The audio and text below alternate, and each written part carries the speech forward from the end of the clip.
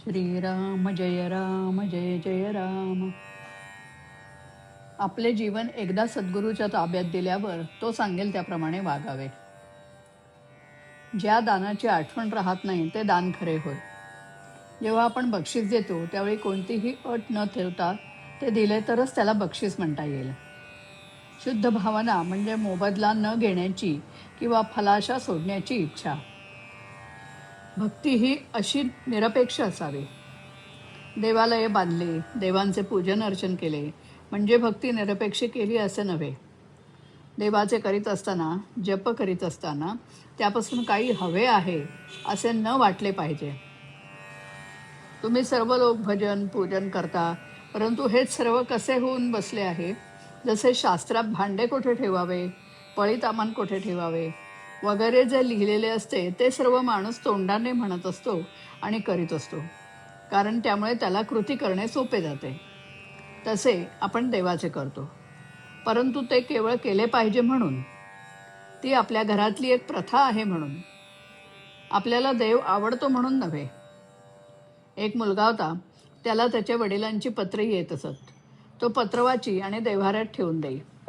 दुसरे पत्र आले की ते वाची आणि मग मागले पत्रक फाडून टाके. एकदा वडिलांनी 25 रुपये मागितले. मुलाने ते पत्र वाचले आणि नेहमीप्रमाणे पूजेत नेऊन ठेवले. नंतर काही दिवसांनी वडिलांकडून एक गृहस्थ आला आणि त्याला म्हणाला, तुला तुझ्या वडिलांचे पत्र मिळाले का? त्यावर तो म्हणाला, हो. अरे मग पैसे का नाही पाठवलेस वडिलांना? त्या गृहस्थाने विचारले. त्यावर तो म्हणाला, तेवढेच राहिले बघा. तसं आपलं होतं.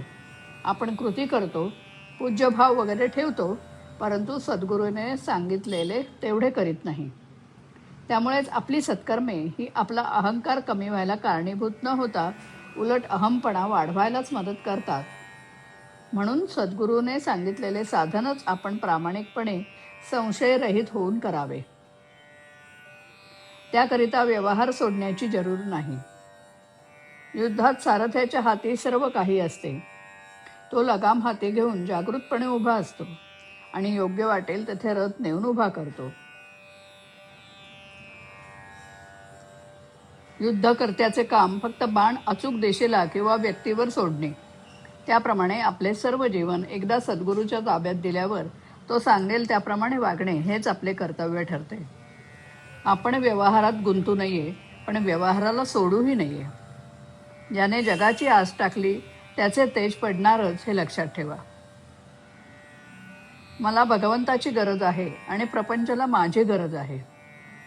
एखादा रुपया आपण उचलला तर त्याच्या दोन्ही बाजू जशा एकदमच हाती येतात, त्याप्रमाणे आपण प्रपंचात पडलो की आपल्याला परमार्थ हा पाहिजेच. परमार्थात भगवंताची गरज असते. ही भगवंताची गरज सद्गुरू त्याचे नाम देऊन भागवितात. आपण हे नाम निरंतर आणि श्रद्धेने घेणे आवश्यक आहे. अशा रीतीने नामात अखंड राहिले तर परमार्थ साधतो. भगवंताची गरज भागते, प्रपंचात समाधान मिळते आणि जन्माला आल्याचे सार्थक होते. नामाने भगवंताची प्राप्ती होणारच ही खात्री असावी. अशा नामालाच निष्ठेचे नाम असे म्हणतात. श्रीराम. जीवन अवघे गुरुस देता, उरते केवळ आज्ञा पालन. जीवन अवघे गुरुस देता, उरते केवळ आज्ञा पालन. व्यवहारी जरी नच गुंतावे, व्यवहारासी नच सोडावे. व्यवहारी जरी नच गुंतावे, व्यवहारासी नच सोडावे. अलिप्ततेने घडो आचरण, उरते केवळ आज्ञा पालन. जीवन अवघे गुरुस देता, उरते केवळ आज्ञा पालन. हवे हवेसे नचवाटावे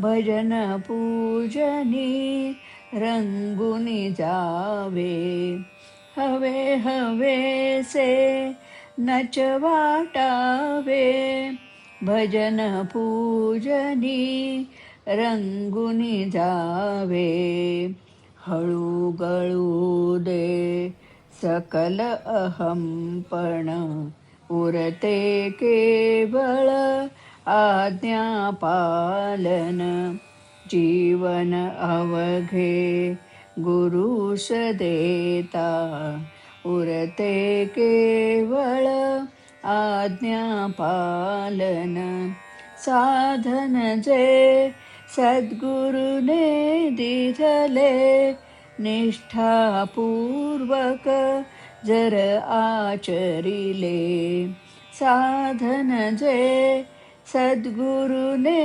दिधले निष्ठापूर्वक जर आचरिले सार्थकी लागे सगळे जीवन उरते केवळ आज्ञापालन जीवन अवघे गुरुस देता उरते केवळ आज्ञापालन उरते केवळ आज्ञापालन उरते केवळ आज्ञापालन